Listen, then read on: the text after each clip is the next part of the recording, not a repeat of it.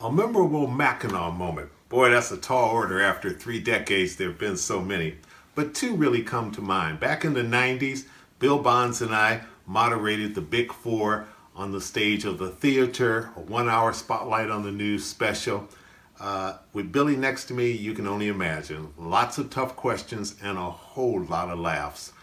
And then Governor Bill Milliken gave a blockbuster speech on political civility. Imagine that.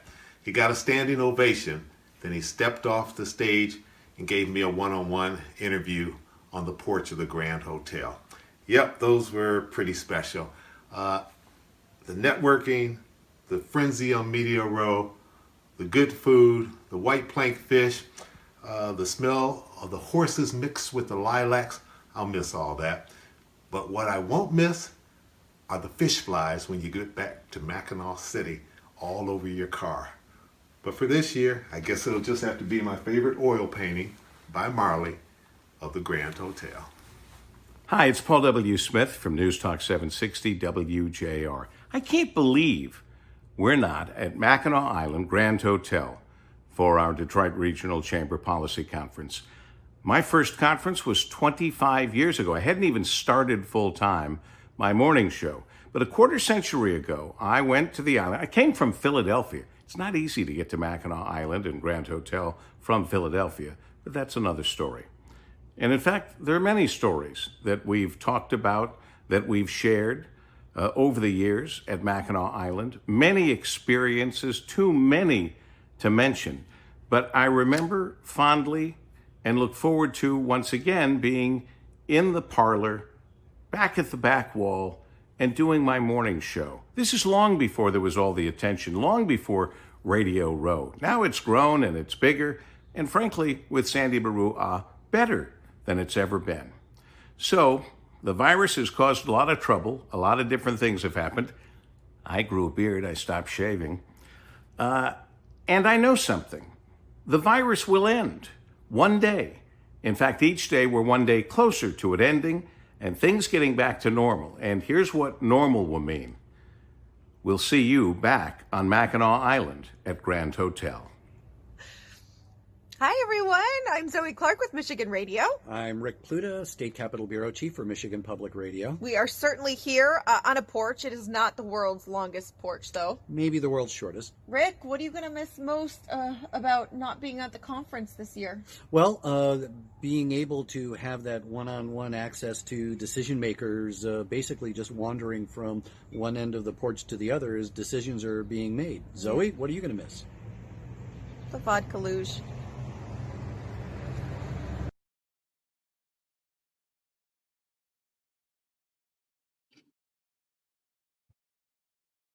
And welcome back to our live stream of a virtual Mackinac Policy Conference. I'm Christy McDonald. All week long, the Detroit Regional Chamber has been bringing us Mackinac memories with conversations about what's next for our entire region. So with me now for this next part, Sandy Baruah. He's the CEO of the Detroit Regional Chamber. Hi, Sandy.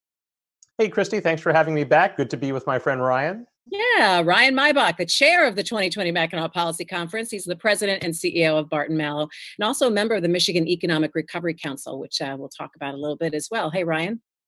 Christy, how are you? You know what? I'm good. It is funny that we're doing it in this way, but I think that we're having some really productive conversations about kind of where we stand right now. And let me start with you, Sandy. When you take a step back and you look at what all is forward for the state of Michigan and specifically for Southeast Michigan, what are the big things that are coming to mind for where we are right now?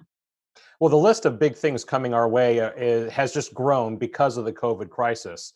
As your last panel just discussed, the city of Detroit, the state of Michigan was on such a positive trajectory on so many fronts, everything from autonomous driving to the health of the automotive industry to the incredible strength that we were seeing in our urban areas, particularly Grand Rapids and Detroit and other places. Now, we really have to deal with an environment of incredible scarcity. We just the other day, I think you and I were talking, Christy, that I was driving down the street, something I don't do very often these days. And No. I had to mentally kind of, recalibrate, the chamber's agenda for infrastructure. right? Because we are going into this era of constrained resources, and we're all going to have to kind of reevaluate what can be accomplished from a governmental spending standpoint in this era where we've spent so much money responding to this very real crisis that is COVID. Ryan, give us a sense, and especially from your vantage point as a member of the Michigan Economic Recovery Council and advising the governor about where we are right now. What are other business leaders talking about in terms of what their biggest challenges are, or what they're seeing in the future?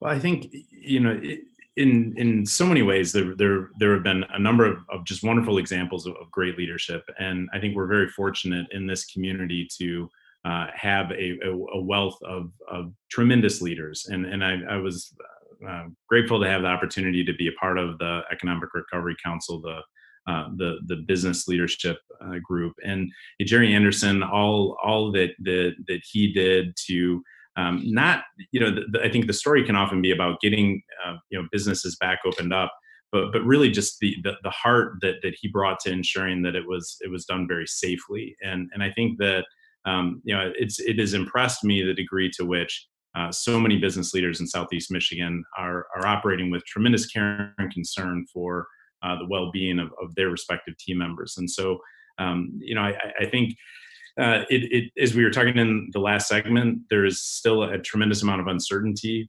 Business operates and enjoys measures of clarity and certainty in our direction. And I think many businesses, much like Sandy had mentioned, needing to reevaluate and consider alternatives to strategy for the chamber. I think many businesses are going through a similar process and trying to understand how to navigate this new normal. And in many ways, at times I can be a bit of an optimist. It presents opportunity for us, but it definitely presents some unique unknowns and some unique challenges at the same time. But again, fortunately, there are some great businesses, some great business leaders, and I'm optimistic that we're going to come out well on the backside of this. So Sandy, Ryan alludes to this disruption, which sometimes can breed creativity and breed better ways of doing things, but can be very painful in the process.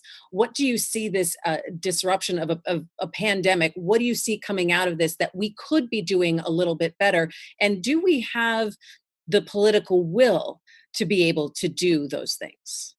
Oh gosh, Christy, those are fabulous questions. So if we kind of take them in parts, in terms of what can we do better, I think businesses are learning, and not just businesses, but nonprofits are learning that they can be just as productive not being in an office environment. And they've kind of learned that by force, right? We had to do that. I'm a great example of that. I was never a work at home kind of person. I was never productive at work. I'm now finding, just as my friend Dennis Archer in the previous panel said, I'm being far more productive at home than I ever expected to be. Now, one of it is that I don't have lunches to go to, I don't have dinners to go to at night, so my work time is much more focused. Businesses need to factor that in as they begin their restart planning. When it comes to issues, though, and you raise a really great question, Christy, is that coming out of every crisis, economic crisis or whatever kind of crisis, there is a move to automation. And I think we're only going to see that turbocharged with this particular crisis because of the concern around touch. People don't want to touch things anymore. So when we kind of emerge from this, we're going to see an acceleration in technology that eliminates more and more manual processes. That is going to leave an increasing number of our fellow citizens and neighbors behind because they perhaps don't have the right 21st century skills to take advantage of the new job opportunities, the new technologies that are going to be created coming out of this. We see that out of every crisis. We saw it coming out of the Great Recession of about a dozen years ago. We saw it coming out of the recession, the deep recession of the early 1980s and the late 1970s.